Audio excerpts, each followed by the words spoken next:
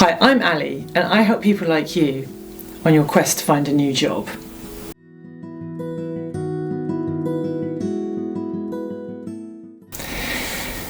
This video follows our recent video about kickstarting your job search, where I outlined key features of the whole job search. I often hear that when looking for a new job, it's like a full-time job in itself. It doesn't need to feel like this. It can be much simpler than it seems. With this in mind, I wanted to create this video to help you to work smarter, not necessarily have to work harder. I want you to be able to turn endless scrolling through different job sites into laser-focused success. So today, we're going to ditch the endless browsing of mountains of sites, and by the end of this video, you will know where to look, how to speak the right language of the current job market, and how to protect your time, but still maximise the effort that you can to find a job and to make an application for it. So stop browsing, start finding, let's crack on, shall we? So with anything, I like to work to strategies, and I see a recruitment process as mini strategies, and everyone who's involved in it as well. So when you know that you would like to find another job, that's a strategy. Then when you decide to apply for a particular job, that's a strategy, and how you go about putting in that application. Then there might be some kind of video that they ask you to do for 3 minutes. There's a strategy for that. And then there's a strategy for the interviews in itself and what it's like on the lead up to interviews. There's a strategy for all of those pieces.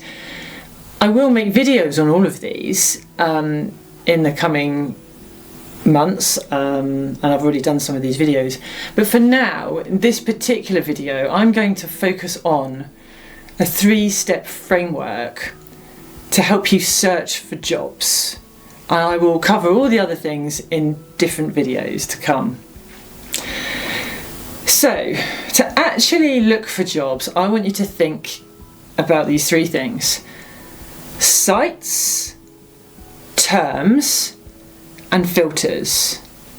So with sites, you use sites and you map your landscape. With terms, you're translating your power, and with filters, you're filtering for focus. Okay? Right, so I'm going to focus now on sites and mapping your landscape. With this is really about sort of committing to just a small number of high quality but relevant search platforms. And I want you to do this because as soon as you find which ones these are and you're searching, you're gaining immediate control over actually looking for a job. The literal looking for a job, if you like. So I've set this out to 3 steps for this sort of looking at the sites. There is a Google hack to start with. So the Google hack is your secret weapon. Open Google and search the exact phrase. Okay, so you've got to decide which job title you're looking for. So let's just go with, for instance, finance advisor. Okay, so if you type finance advisor plus UK specialist job board, the first 3 results will often be the industry leading sites, the niche sites that you need to know about. Commit to checking just one of these new sites for each week. So this is one site that you can go and have a look at each week because you know that it is a specialist board. So that's one thing. The next thing is, think about this as like a trio commitment. You do not need to look at every single job board. You really don't. It's exhausting. And there's a lot of overlap, and you can just feel quite overwhelmed. Commit to searching on just 3 high quality channels for next week. The new specialist site that you've just found through the Google hack, plus a professional network. So LinkedIn is very good for finding new jobs. I would highly recommend that. but also look at like one UK trusted general board. So for instance, this could be Indeed, it could be Reed, it could be anything else. But by doing this, you're instantly cutting out 90% of the noise that you would get from looking across too many different job sites. Once you've got these in place, set up a future you alert. Right, this is a strange one. Go to your chosen general site and set up a job alert for your main job title. Okay, so the job that you're looking for. Secondly, but crucially, create an alert that for one job title which is a level above that. So if you're using, I don't know, I said finance advisor, you might be using finance manager. You could even go for head of finance. So if you're like a finance manager, you might want to go for head of finance. If you're a finance advisor, you might want to go to a finance manager. Anyway, you'll know which is the next band up, effectively. So you'll be thinking about that. But this is because there's an aspiration here. Also, you need to think about this in terms of this second job alert. If you're looking to change sector as well, you might be looking to change career. So you might want this second job alert to be a little bit different.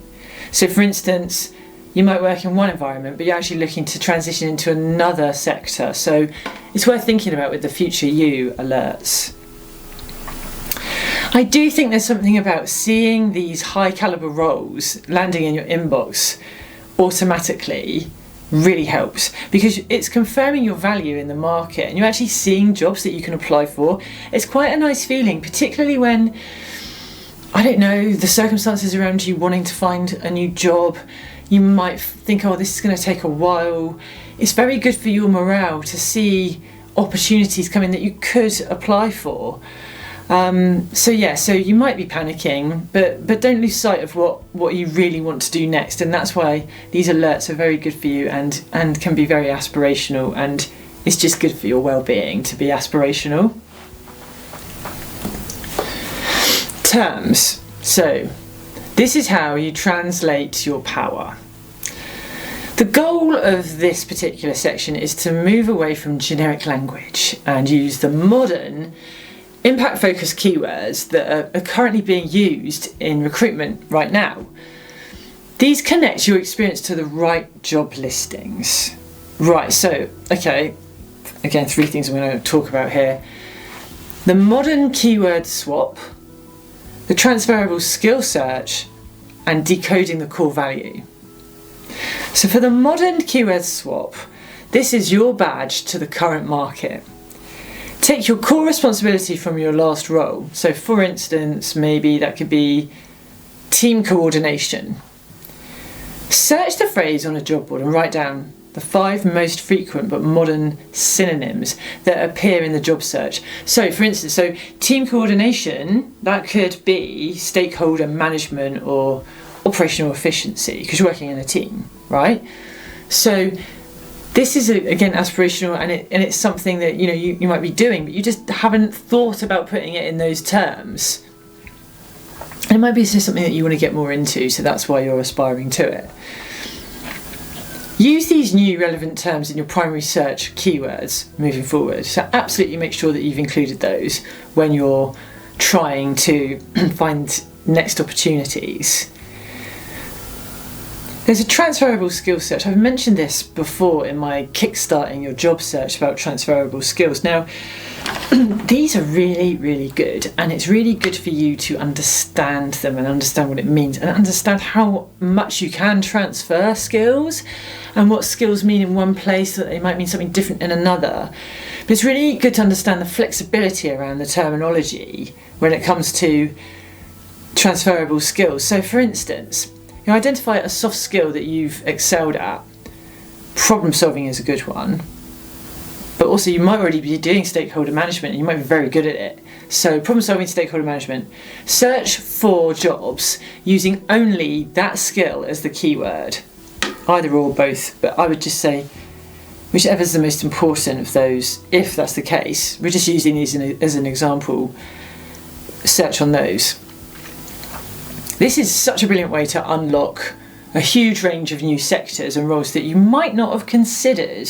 And I think that is really important because you can get quite into your own sector, and it's good to understand how that can apply somewhere else, you know. So that's why it's quite good to search on the skills rather than the sector.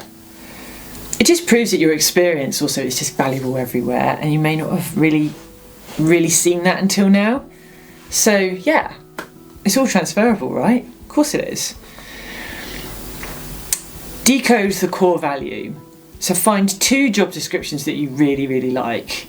Highlight the 3 words repeated most often in the responsibilities and the person spec. So for instance, there are possibly resilient they're looking for someone that's agile, and they want someone that's very collaborative. Okay, so use these terms in a kind of like reverse keyword search on your job boards to just find familiar, similar roles that really sort of value what you are naturally bringing. So that's really important to use them as a sort of reverse keyword search on the job boards. I think that's a great thing to do.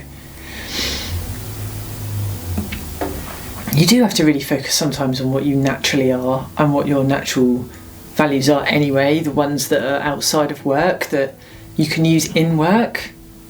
You know, you are resilient, but you kind of forget that you are, right? Anyway, little side note that was. Filters. This is really important. Use filters because you're trying to focus, but you're really trying to think about your non-negotiables, you're vetting different roles, and you're really sort of wanting to just make sure that the time you're spending also on jobs you're not just wasting time. Like all the time that you're spending on looking for jobs is key, valuable time. Right, so with filtering, or filter for focus, firstly I would always say set your filter for what is non-negotiable. So when we see a job, we know what we want and what we don't want. Usually you kind of know within the first few seconds, right? Well, yeah, it's very quick. Your time is too valuable for anything less. So before you even hit search, I would commit to thinking about what those advanced filters are and which ones are non-negotiable. For example, minimum salary, the level of which you're going in, whether or not it's permanent or fixed term. There might even be sort of like working arrangements as well for some people. This instantly refines your results and ensures that you only see the roles that meet your sort of non-negotiable requirements. That's good. You've already cut off a load of roles that you wouldn't be applying for. Next, the real role vetting test. Right, this is really interesting actually. There are all sorts of platforms that are data scraping and data mining. To avoid seeing any fake job adverts, because we are seeing those quite a lot at the moment, I've noticed, you must really start acting a bit more like a detective. When you find a role, take the company name and do a quick search on it on a different platform. So for instance, you would go to a different browser, go to LinkedIn, search that company name. Better still, go directly to their company website or their recruiter site, because sometimes companies don't always recruit on their own website. They'll go to a trusted recruiter, for instance. If you can't easily verify that company, or you just get a feeling that that listing is just a bit too vague, then just move on. Forget about it, move on. It's really, your time is too precious to waste on anything other than those genuine opportunities. And I'm mentioning this because I just don't want you to waste your time, and I want this to be simplified and fuss-free. So this is really quite important for you to get a lot out of the time that you're able to spend on your search. And with that, actually, on that note, there is something about sort of a power hour or a 45-minute power hour, or anything you want to call a power hour. It's a little bit like happy hour, it doesn't always need to be an hour. Seriously though, keep your momentum up, but you need to avoid burnout. So keep that going, keep your enthusiasm going, but don't do it to a point where you're just burnt and you have no energy to give to your job search. No one wants that, you don't want that, and you don't want to be held back by burnout. So it's really important to set a timer for this allocated time a day. It might be different times in the day, but you might say, you know, I'm going to make sure I have an hour, at least an hour, to actually just go through and have a look at different sites, have a look at the boards that I need to look at, right? When the timer goes off, stop. This routine of protecting your mental energy will just ensure that you do keep to a nice structured strategy. And also I find that when we're looking, we kind of can get a bit out of routine. I find that routine really does keep us on the ball, and it keeps us doing what we need to be doing, and it doesn't take up so much mental capacity when we're just on the clock and we just work on clockwork. So really this is about, you don't want it to feel like an endless chore. You want it to have a start and an end, even if you do it 5 days a week, 7 days a week, whatever. It has to have a start and an end. You have to turn your attention to something else. I'm saying this because I actually wish I'd known all of this before I started searching for my job. So I'm basically telling you what I wish I'd known so that you have a shortcut to it. Through all of this, your confidence will be great, and you'll be protecting your energy. You'll filter out the roles that you think will meet your non-negotiable criteria, and you'll just be a bit more excited about your job search. So then, just to recap, did talk quite a bit there. So just switch your scrolling and browsing to active hunting. You really just need to just hunt out the jobs. So scrolling becomes hunting out, okay? Remember the 3 critical actions. So sites. You now know how to use a specialist site, Google Hack, to find your industry's best kept secrets, okay? So that's good. That is what I would say is the main takeaway. Terms. You're ditching the old language and using new modern terms to speak directly to the job market. To find jobs, use the jobs used by the job market. Reflect it back when you're looking for jobs, right? Filters. Filters make these work for you. You're protecting your time, you're being efficient with your time, you're understanding what is a negotiable, what's a non-negotiable, what you'll work as, what you won't put up with, you know, what salary you'll have, what banding it is, what sector it is even, because some people, they filter out by sector. You might be looking across like 3 different sectors. That's possible, right?